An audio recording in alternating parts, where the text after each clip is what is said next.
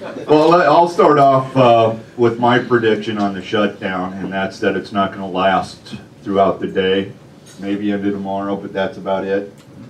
I think a lot of people yesterday were moving to, well, I don't want to say question, but think that we had probably ran the gambit of what we could do, and we've made our point. We'll see what happens. What do you think on the shutdown? I think it could go a while, but I'm glad for your optimism, though. That's me. It is, You know, you have Fresno State, I have Nebraska. We're both should be optimistic. So, well, I really believe, like Devin, that our trade agreements really give us an opportunity to expand our economy. By doing so, of course, growing jobs.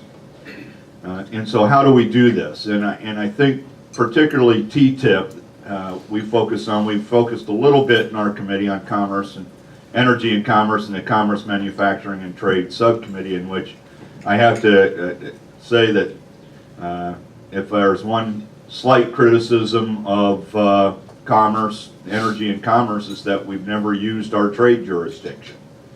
Our trade jurisdiction encompasses all that is not fiscal related or tariff related. So when we talk about TTIP and balancing our policies, either harmonizing or recognizing or whatever other option there is out there, that comes under our jurisdiction. And frankly, there's been a few opportunities to use that, and we haven't before. And I think it's particularly with TTIP, most of that, if not all of it's going to be harmonization or recognizing each other's policy. And so we've held a couple of hearings. Some of you have been part of those hearings. We have focused on our U.S. manufacturing, and particularly in steel, in auto manufacturing, pharmaceutical, and technology. And all of them have policy issues that we need to resolve. Particularly we'll focus, and we'll even start some hearings later this fall and early next spring on automobile safety and where Europe is on their policies. Medical devices, FDA, their policies, and frankly, I think there's room for us to recognize or work with their medical association on their ability to get drugs to the market quicker than the U.S.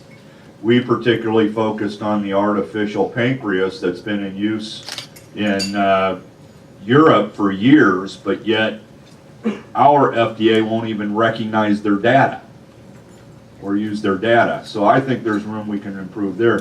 When we get to technology, that is one area that I really believe we don't want to harmonize, because they are so focused on the individual and protecting privacy. There's a reason where we are 99% of the innovation. And so we have to find that line between their policy that actually harms innovation in Europe to where ours, well, I think, does anybody know what the U.S. privacy policy is? Yeah, neither do I. That's because there really isn't a national policy. And if you even look at Ways and Means Committee, and I'm sure you guys have had this same discussion, but you could put 10 of us together and you're going to come up with 10 different parts of the spectrum on where privacy should be in our laws. And frankly, the fact that we haven't passed laws in essence or developed that hardcore privacy has really allowed the innovation to flourish. And I think that's a lesson we need to focus and maybe teach the Europeans on this. Then when we get to the Pacific side, It is more about forcing them, whether it's India or others, to really recognize the importance of our intellectual property and protections. And so we've held a hearing on, basically it was an India hearing, although we disguised it and made it sound more generic than that. But when you have a country like India, that when an American pharmaceutical company moves there, they just take over, they take over the patent and start manufacturing it and then start exporting. And yet we're doing virtually nothing in this country to stop that.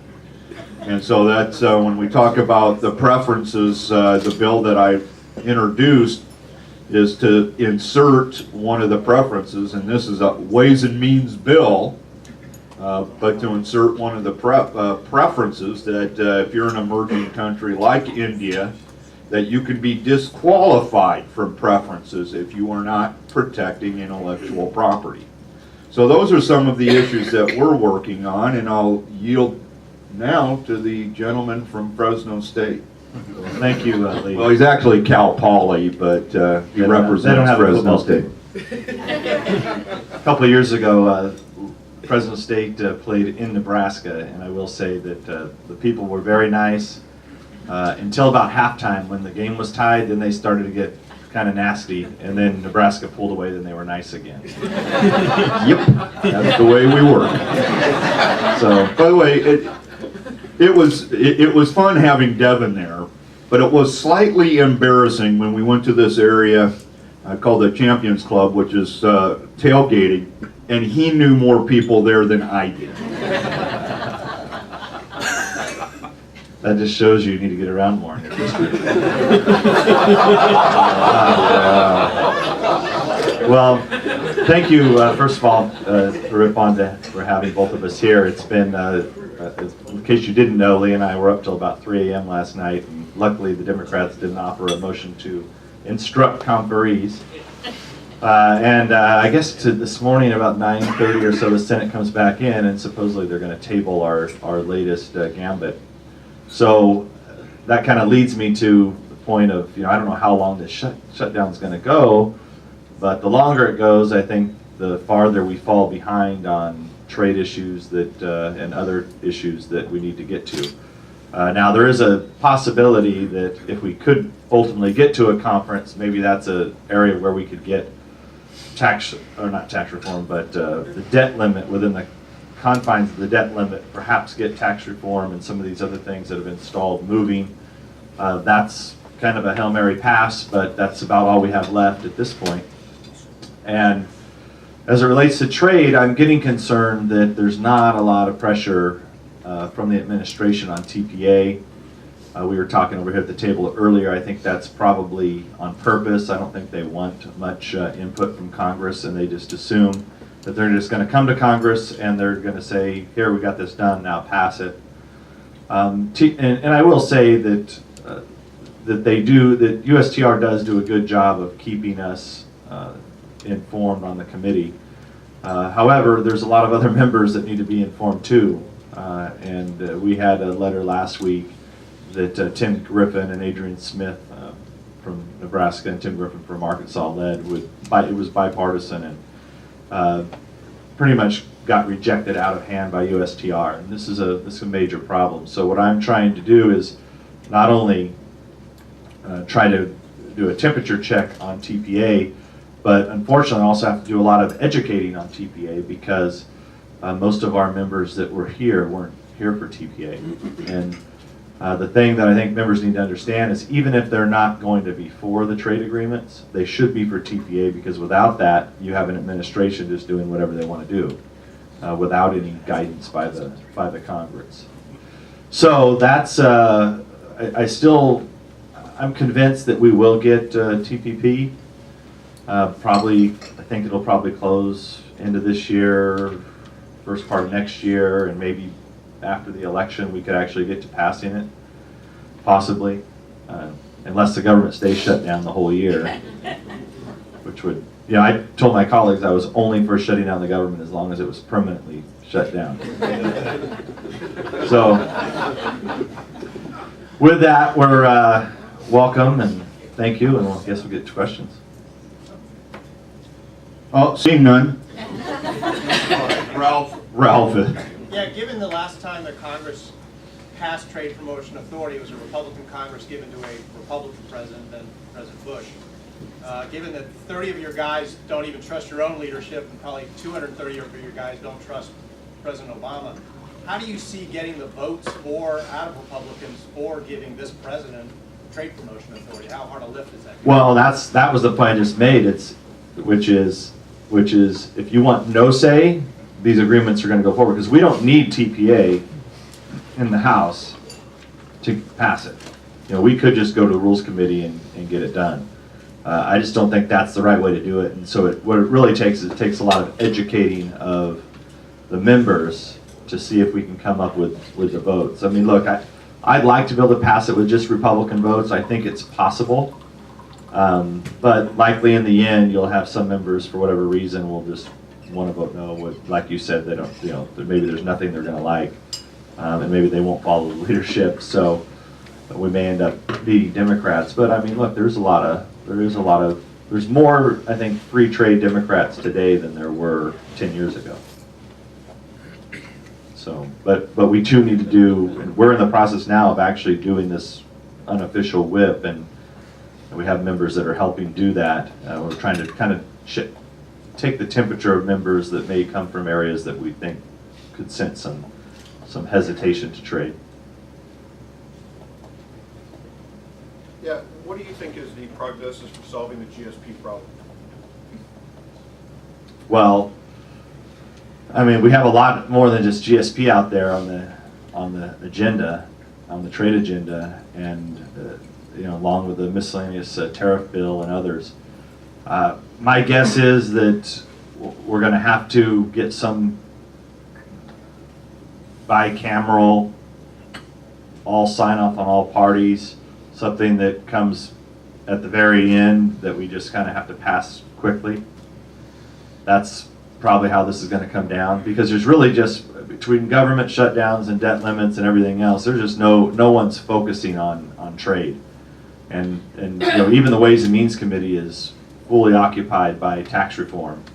And not to mention we have this IRS investigation going on, not to mention we have Obamacare, which Lee's committee is also involved in.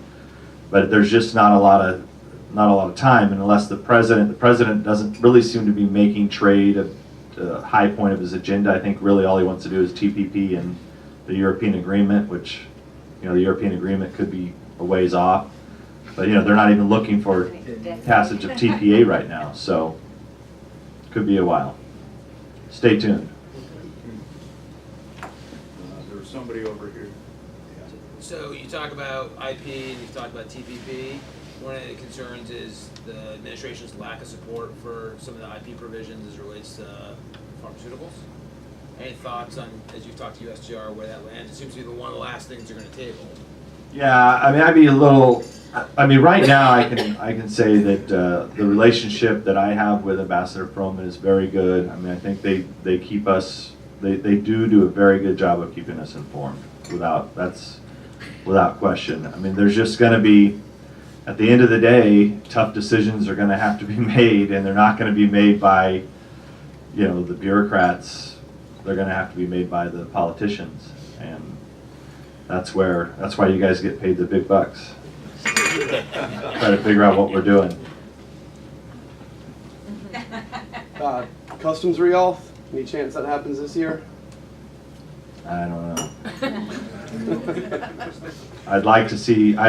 We at least would like to get to a hearing, but part of the issue is that, you know, we've been in I'm sure you guys know this, but we've been in daily meetings on tax reform. Yeah. So including another one that starts here at 10 o'clock. So it's taken up a lot of Where time. is interest deduction? Talk to Dave Kemp. I've never seen a group that believes in omerta as deeply as Ways and Means. Everything's classified there now. The new Intel committee. The new intel, that's funny. Unfortunately, that's true, though. I had a question for you about Brazil and your capacity as the chairman of the U.S.-Brazil caucus. Can you Well, that was going well until about a week ago. comment on that and what Congress might be able to do to help at least maintain or restore the commercial part of the relationship? Yeah, I mean, look, we're going to continue to press ahead. I think there is a need for actually just straightening out and organizing all the dialogues that we have going on with Brazil. They are an important partner. We really want them to do well in the Southern Hemisphere. But I don't know that, with this election going on now, with all the mess that we have here in this place, I thought the prospects, the goal was to pass some legislation either right before or right after President Dilma came to the U.S.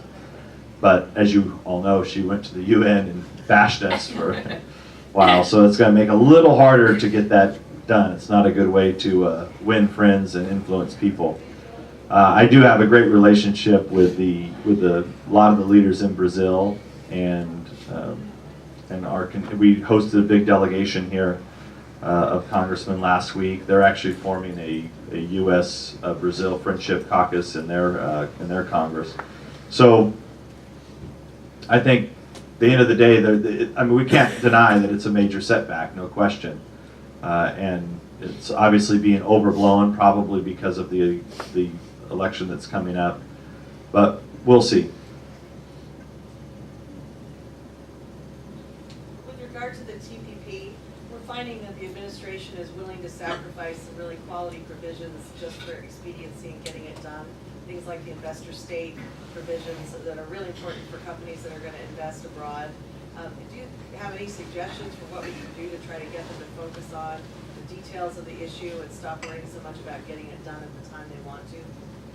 Well, the first thing we could do, if you guys really want to be helpful, is we have to educate members on the TPA, on why we need TPA.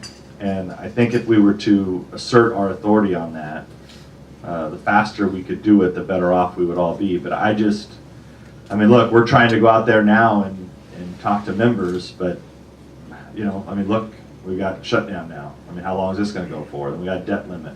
So what are the odds that we're going to be able to get something done? I just don't know at this point.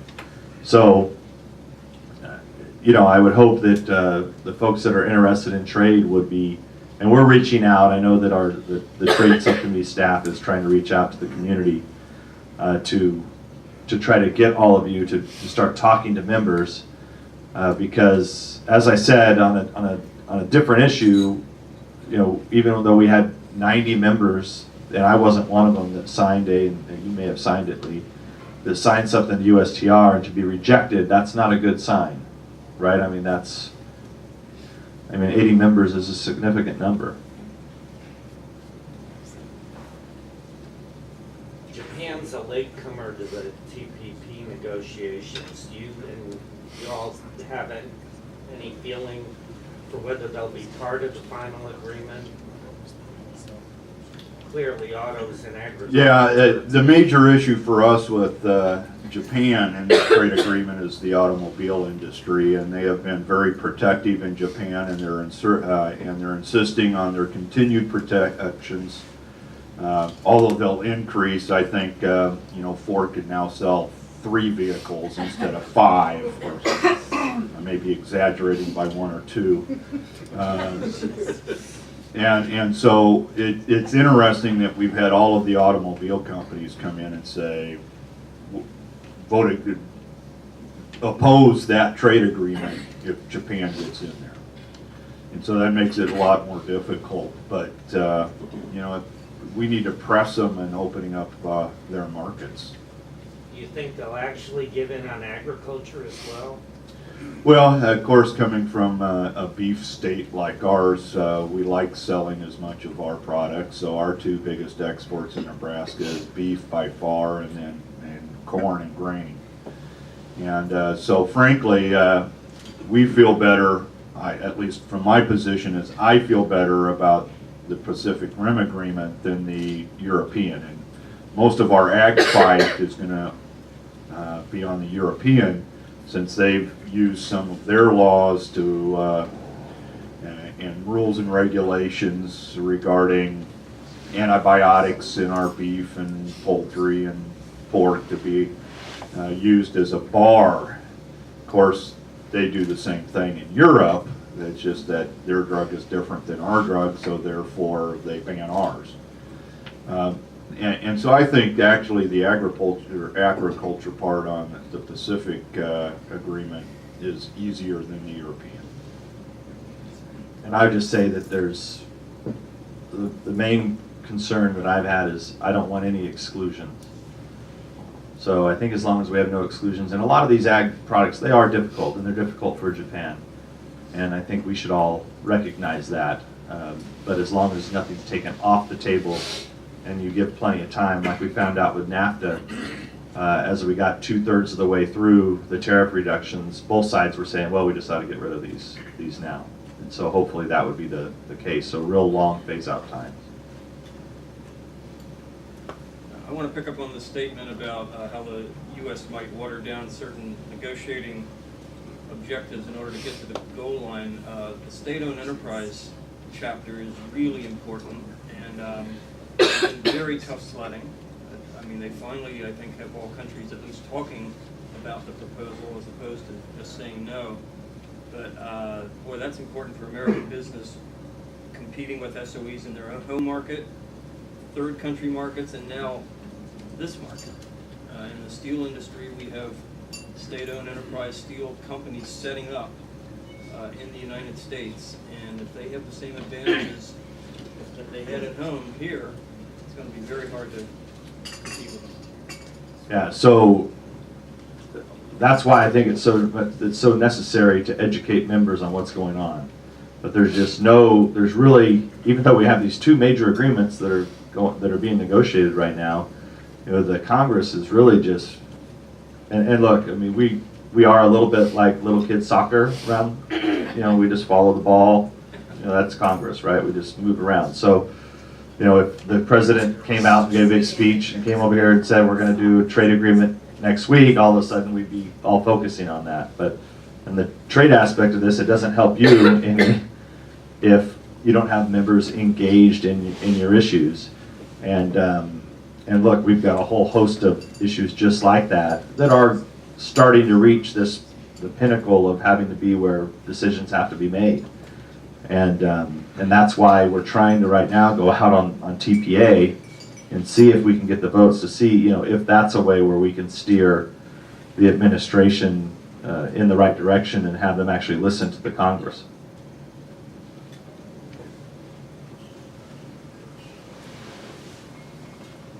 All right, oh, good, go ahead. I'll wait till the end. How do you see things playing out over the next week or two on debt limit extension? Oh, what, you're looking at me now. You got us into this mess, so you get us out. My view is, well, first of all, we got to resolve CR. But I really think we're going to cave on that today or early tomorrow. So, and the cave premise will be we need to focus on the debt ceiling. Debt ceiling is the only place we had any, just a millimeter of leverage anyway. We had none on the CR. I mean, all of this was pretty predictable, but I won't editorialize here. And so I think we'll... Don't worry, it's off the record. Yeah, I've been in that position before.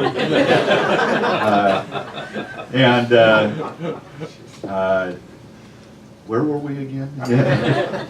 So now we can start focusing on the debt ceiling, but I don't know where that ends up.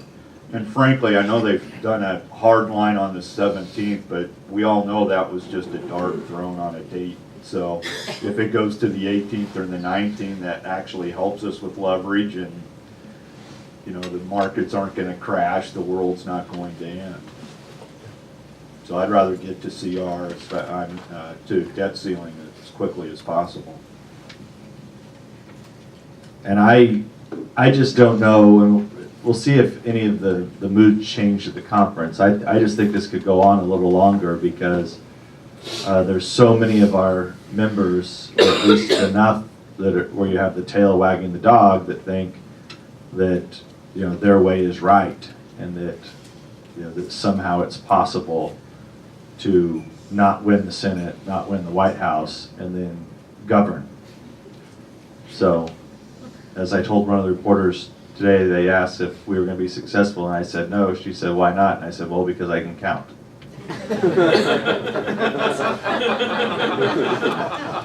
Definitely.